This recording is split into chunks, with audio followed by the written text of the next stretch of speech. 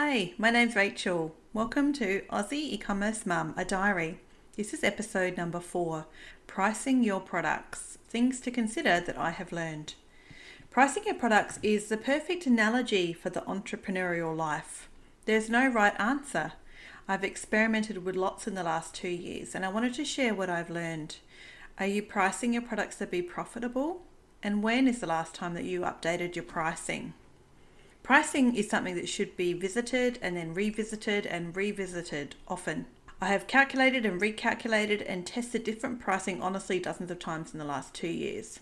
But one thing that's always been surprising to me is that the upper limit of what a customer will pay for something has always been higher than what I thought they would. And I know this topic is hard because we don't want to price things to be too expensive, and we all want our customers to be able to afford our products. I certainly want my customers to be able to afford my product. But the catch is affordable and affordability is completely subjective. And I can't believe how much of this is true. If you look around you, it's everywhere. How much of the amazing value your products are often comes down to your marketing. I work in a marketing team in my day job, so I see this often. And I've seen this in previous work I've done several years ago when I used to teach craft classes to groups of ladies. And the reason that I often got chosen to run the class, even though the class I ran was identical to somebody else's, had nothing to do with the ticket price because they were the same. There was so much more that went into it. And don't you find that as a consumer? There's so much more that goes into your purchasing decisions than just the ticket value on something or the face value of the cost. Why race to the bottom? And I know that's easy to say, that's pretty cliche, but I do think it's true. And it's something I'm trying to think about a lot more in pricing my products. And also when I go back to price them again and really think about it, is that why would I try and race to the bottom? Because we all know what we think when we see products in store that are the cheapest thing you can find. We really don't believe that it's good quality. In fact, we probably think it's terrible quality. The quality of the product, the quality of the materials, where it's manufactured, all those things cost money, and good quality products are not cheap. So one thing I didn't do at all when I started my e-commerce business, one of the stores I started, I didn't look at Etsy at all. In my product researching, to research price and competitors, I didn't even look at Etsy. And now, nearly 2 years later, I'm actually really glad that I didn't, because it's apparent to me that a lot of the sellers on Etsy are not makers. Or if they are makers, they're not factoring in their time at all in what they make. The pricing on Etsy is competitive pricing, but it's often like wholesale pricing. Some of it is so cheap. And shoppers on Etsy, like myself, the same as eBay, definitely for eBay, are price comparison shopping. In my episode on shipping and shipping supplies, I talked a lot about eBay because that's where I buy a lot of my shipping supplies, and I'm totally shopping on price comparison. But I think Etsy is falling a little bit into that trap too. I just don't look at it. I would just encourage you, if you haven't, don't go look at the pricing of products you sell on Etsy, and or if you do, please don't feel like you need to start trying to match those, because you'd be hard pressed to make a living off some of the prices on Etsy. But I do encourage you to build in a wholesale margin.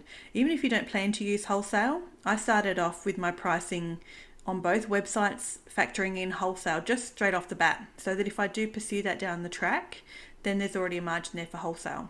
And a lot of the calculations I hear about online, it seems like wholesale's probably your base price, so your maker's price, what it costs you to make something, and then you double that, and that equals wholesale. And then you double the wholesale, and that equals retail. And then I'd also encourage you to solidify your profit margin. So this may be different than the calculation I just described then, which was times 2 times 2.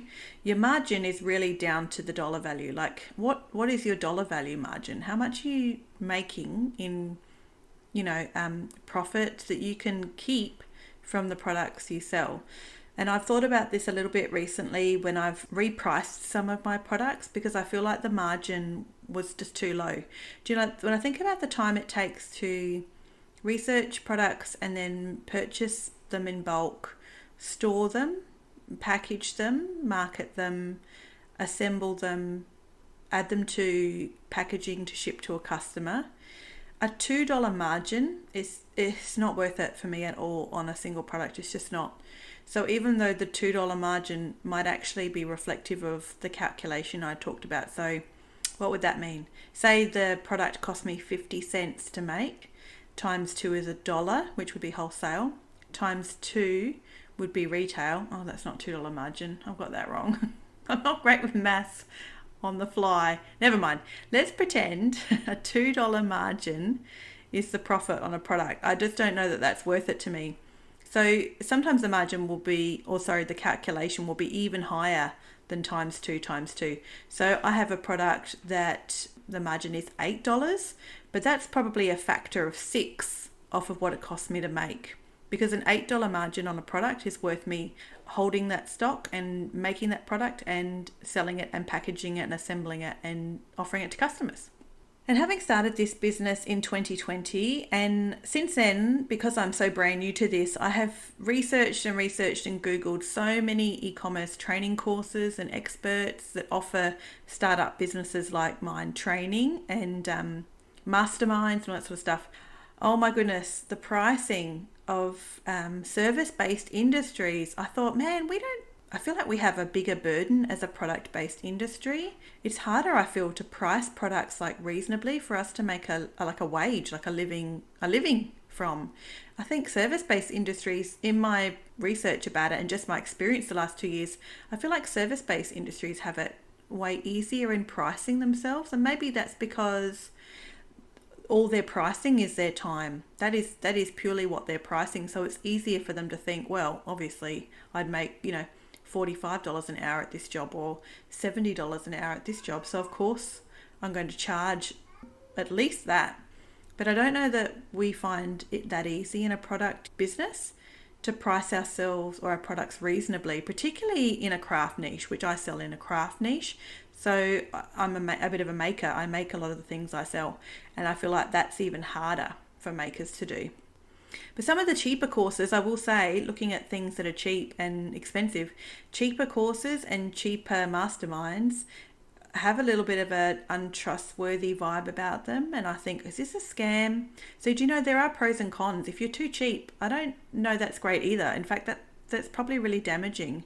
If you're too cheap, people just will think, oh, this must be really terrible quality. It's just too cheap to be true. I just don't think it's worth it. It'll probably be really terrible, so I'm definitely not going to buy it. So there is plus and minuses. But down to pricing things too cheaply, I certainly don't want my customers thinking that my store is a cheap store. I don't think that's great for my brand at all. Which is why the topic of pricing is not an exact science. Which sort of leads me back to my point at the beginning, which is pricing products feels to me like the perfect analogy for the entrepreneurial life, because there is no right answer and it comes down to experimenting, trying things out. So don't be scared to test things out. And if you're going to test, then test them big. I don't think adding $1 to a $20 product is a test. That's just like CPI. I think a test would be if you added 50% or 100% to a product and saw what your customers thought about that, or looked at the conversion rate after that. I think that's a test. And you need to believe it.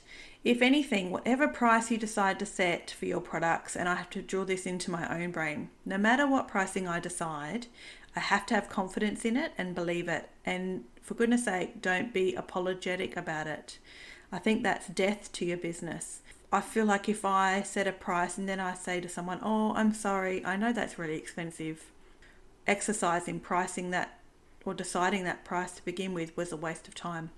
And this is more apparent than anywhere, I think, at craft fairs. If you walk around a craft fair and chat to makers and stall holders, I often hear things like, oh, sorry for the price. Oh, it's this price because I spent 8 hours on it. But then the ticket's only $20 to buy it, which is crazy to me. If you're going to start off a sentence like, oh, I'm sorry it's expensive, it took me 8 hours to make it, then the price should be like, I don't know, $300 or something, but not $20. Because if I don't value my time, I can tell you nobody else will, and that's for sure.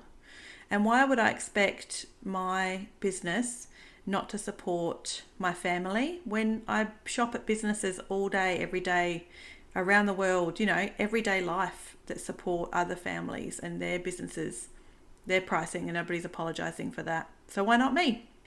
And I found using Facebook ads, I often find I can convert a higher price customer than organic search. That's just sort of anecdotal I have found. Like I said with eBay, and my rationale for that is I'm meeting customers where they are at by advertising on Facebook and Instagram, rather than the customer going out and comparison bargain hunting shopping on eBay first, because that's what I do with eBay when I'm purchasing my packaging products.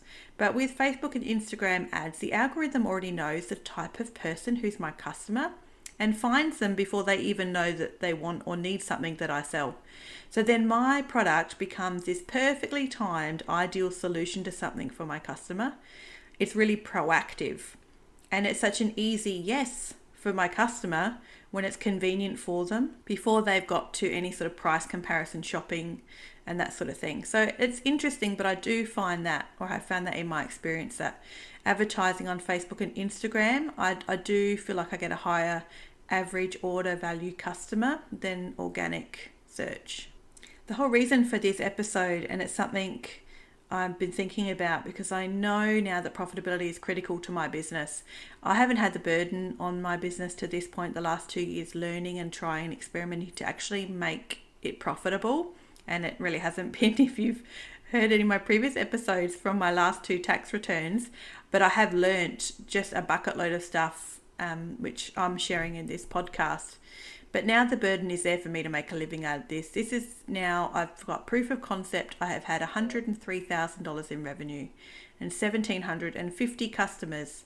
Now there's got to be something there now. It's proved to me that this could work, that people want the products I have.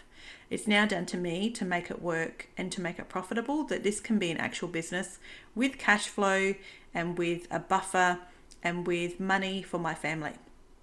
So pricing is critical. This is actually why I'm really coming to love it, and why pricing is becoming something I'm thinking about more and more, and profitability is becoming something I'm thinking about more and more. Remember, pricing your products is the perfect analogy for the entrepreneurial life. It just requires experimenting and learning. There's no right answer. So if I do an audit of my pricing, like we did an audit of packaging back in episode 2, think about these things. Does your pricing take into account your cost or wholesale cost, or the materials cost of what you make or what you source? And could you maybe look at trying to find cheaper suppliers that way, to maybe drop that a little bit? And what about an advertising spend or marketing cost? Do you have that factored into your pricing? Which is something I can at least pull data from, having advertised through paid traffic for 2 years. I could sort of factor in a dollar amount there. Does it include your shipping supplies? Does it include your time? And I talked about this. I don't know that service-based industries have this problem, but we certainly do as product-based entrepreneurs, and particularly if you're a maker or a crafter, then I would totally have the really awkwardness sometimes of trying to factor in your time as a dollar value into your products. And then what about fees, your website fees and bank fees and things? So here's a couple of suggestions. I'd suggest not putting your products on sale too often. I've heard this said of places, and I do believe it to be true, that you can train your audience to become bargain shoppers. They simply won't purchase at full price if they know you're going to put it on sale every 2 weeks. So instead, offer value. So I have a product that I sell. It's actually my best seller, and I offer a PDF download accompaniment when someone purchases it. That has actually increased my conversion rate on that product. So I haven't had to drop the price at all. I'm just offering more value on the same product. Free shipping. If you offer free shipping, which I do offer on one of my websites but not the other, particularly if you're posting out items that are small or lightweight, it could be cost effective for you to offer free shipping. As long as you promote it like crazy, like shout it from the rooftops that you offer free shipping. It's a real carrot. I certainly get attracted to websites that have free shipping. Or you could bundle products together. Even if they're the same price, you don't have to discount them, but just put them together in a bundle, because it becomes a convenient solution for people. Like a gift bundle or a bestseller bundle. If you try and think about what's something that I would love my very first customer to try for the very first time from my website that would give them the best experience of my brand, or what 2 items would give them the best experience of my brand, put them together in a bundle Then you feel confident promoting it and selling it because you know that's the best experience of your brand, just there in a convenient little bundle for people without discounting it. And then a free shipping threshold. So my other website, which sponsors this podcast, theturtlejournal.com.au, has a free shipping threshold. So you get free shipping when you spend a certain amount. And actually, I've just increased that dollar value in the last few weeks. I haven't been able to test it yet. It hasn't been long enough for me to really gain any kind of, actual data from it to see if it was worth increasing or not, to see whether it has dropped my conversion rate or kept my conversion rate the same. So stay tuned for that one. I'll have to give you some insight in coming podcast episodes as to whether that was a good idea or not a good idea. Either way, it was an experiment, and experiments are always wonderful. So thank you so much for joining me. I feel like I've talked a mile a minute in this podcast. I hope it's offered you some value, given you some reasons to look at your pricing. And like I said, whatever you decide on pricing, revisit it. Don't just stick with it once. For goodness sake, don't go looking at your competitors on marketplaces like Etsy or eBay or Amazon. And believe it. Don't be apologetic about your pricing no matter what you set it to be. So I hope this episode has helped you. This podcast is as much a therapeutic brain download for me as I hope it's an encouragement for you as we spent this time together. Head to my website where you can join my newsletter, or send me an email because I'd love to hear from you.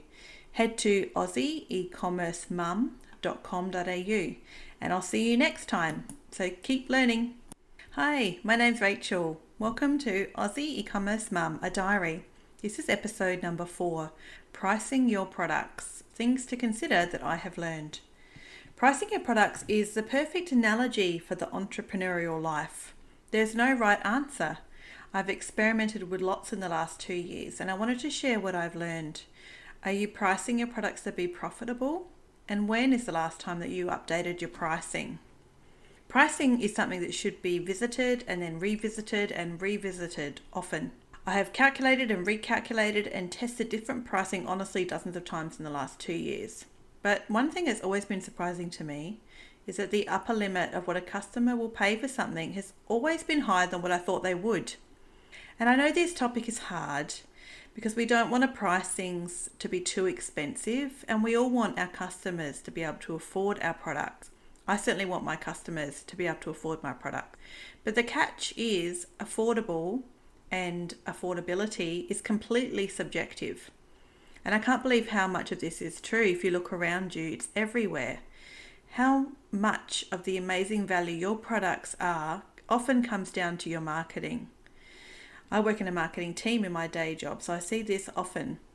And I've seen this in previous work I've done several years ago when I used to teach craft classes to groups of ladies. And the reason that I often got chosen to run the class, even though the class I ran was identical to somebody else's, had nothing to do with the ticket price because they were the same.